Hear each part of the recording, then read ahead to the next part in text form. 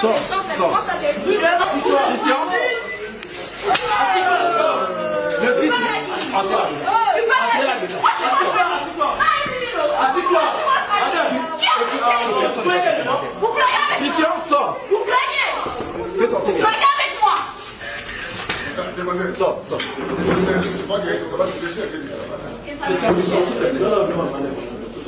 Mais on s'est réveillé ce matin, il y a une dame qui vient, qui se présente au nom d'une femme qui est connue, une célébrité. Actuellement, c'est une célébrité.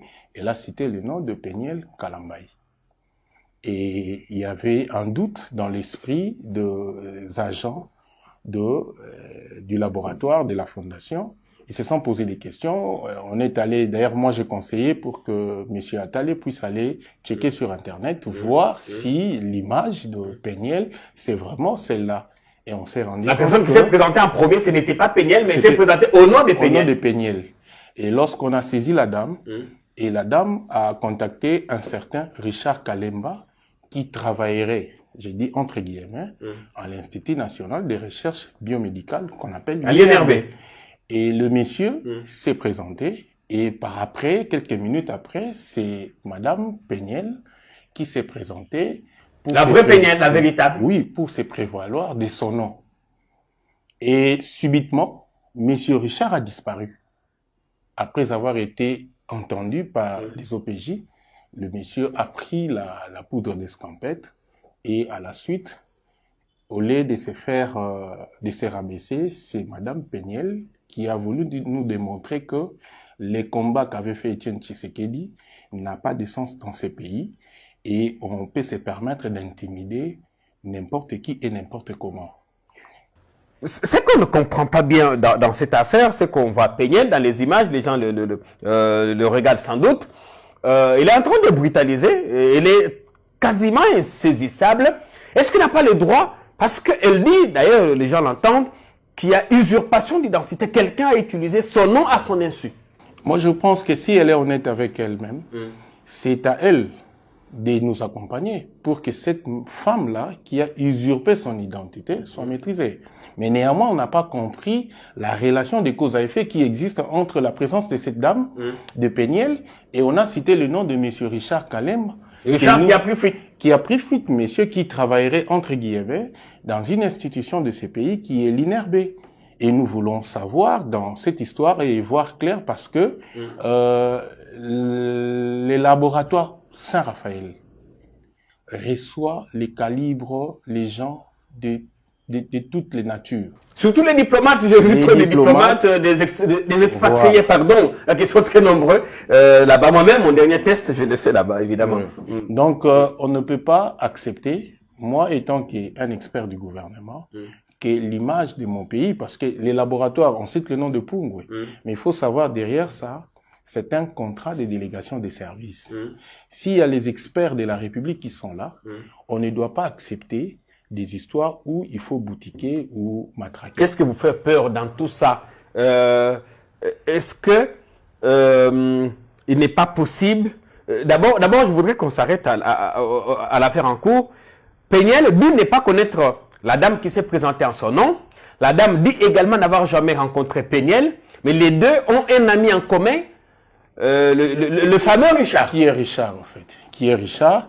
Et nous voulons que la justice puisse aider l'État. Il faut en arriver jusque-là? Oui, il faut que la justice puisse aider l'État parce que la Fondation Maison Pungwe travaille pour le compte de l'État. C'est si sérieux que ça? C'est ça. Il faudra, c'est que nous sommes dans un État de droit. Dans le parti d'où moi je viens, où j'ai des responsabilités. De quel parti?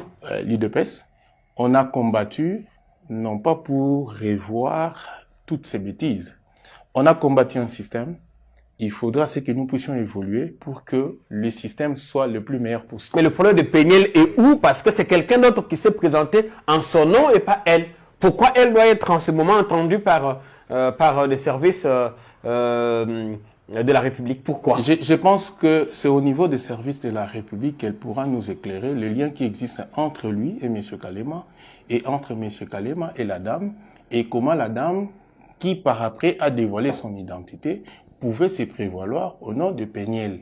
et comment elle, qui devait en principe accompagner la fondation pour arrêter la dame, mais elle a commencé à brutaliser.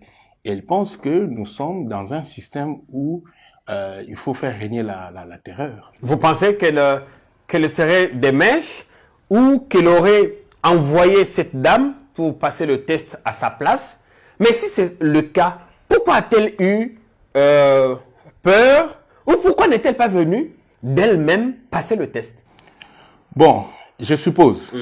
Une personne peut être positive, détectée dans un laboratoire du pays, je ne cite pas les noms, mais c'est dit que je peux passer par là pour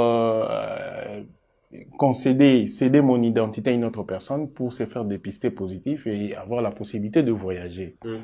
Et là, une fois que le test est passé, même dans les systèmes informatiques, on ne saura plus repérer que non, là, il s'agit du vrai ou du faux. Mais on sait repérer du vrai ou du faux lorsqu'il faut exhiber les documents, les identités qui sont officiellement reconnues en République démocratique du Congo. J'ai dit les passeports, le permis de conduire, ainsi que la carte de lecteur.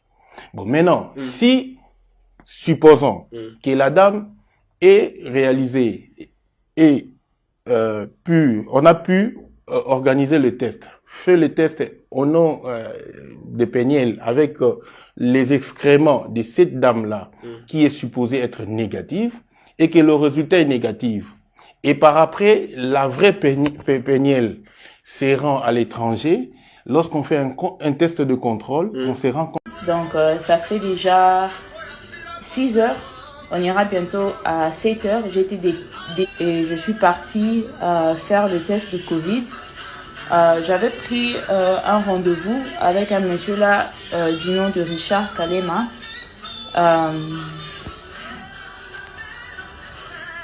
Qui devait me prendre rendez-vous pour le test de Covid. Il m'a demandé de l'envoyer mon passeport pour qu'il me prenne le rendez-vous. Avec mon passeport, il a donné mon passeport à quelqu'un d'autre qui est passé à l'agence où on devait faire le test de Covid comme moi. Alors, comme moi, je suis arrivée sur place, j'ai été détenue. Genre, je voulais triquer, je ne sais pas, le Covid ou bien je ne sais pas quoi. Pour quelqu'un d'autre. Je ne sais pas ce qu'ils disent au fait. Parce que là, je suis là. Ça fait maintenant 6 heures du temps que je suis là. Je viens de finir au téléphone avec l'ambassade des États-Unis. Ils sont là. Ils sont en train d'envoyer les soldats par ici. Parce qu'ils ne veulent pas me dire pourquoi je suis détenue. La dame qui a volé mon identité. La dame qui est passée comme moi. Bon, pour faire le test de Covid en mon nom. Je ne sais pas pour quelle raison. On l'a déjà libéré. Elle est sortie. Mais moi qui ne connais rien, c'est mon passeport, c'est mon identité à moi-même. Je ne sais pas pourquoi je suis toujours retenue ici. Donc là, je fais un live parce que j'ai appris que apparemment, pour que je sorte, il faut que je donne de l'argent.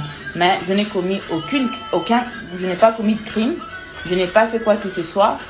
Tous les agents ont disparu. Je ne sais pas où se retrouve le colonel. Je ne sais pas où se retrouvent les personnes qui m'ont arrêté.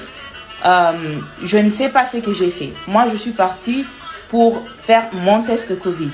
Il y a quelqu'un qui est arrivé. Je n'ai pas donné mon passeport. J'ai donné la photocopie de mon passeport au monsieur qui a dit que pour la photocopie de mon passeport, pour faire le test, il faudra que je donne la photocopie de mon passeport. Là, je suis maintenant sur live. Il y a un monsieur qui est venu me rejoindre qui dit, madame, il n'y a pas de problème. Il n'y a pas de problème. Ça, c'est une infraction. Ce que vous faites ici, c'est aussi une infraction. Non, je ne donne pas mon téléphone. Je ne donne pas mon téléphone. Je ne donne pas mon téléphone. Je ne donne pas mon téléphone. Alors, expliquez-moi pourquoi vous m'avez arrêté. Pourquoi je suis ici? Pourquoi je suis ici? Mais pourquoi je suis ici? Pourquoi je ne peux pas sortir? Pourquoi je suis ici? Est-ce que je suis votre OPG shooter? Si vous n'êtes pas l'OPG, vous n'avez pas non plus le droit de me prendre mon téléphone. Vous n'avez pas le droit de filmer les gens. Je ne t'ai pas pris. Je te dis, quand tu as levé le je ne t'ai pas pris. Madame. Si tu n'as pas de problème avec le... Madame. Ok, il n'y a pas de problème. Libérez-moi. Libérez-moi. Libérez-moi. Alors tu me laisses tranquille.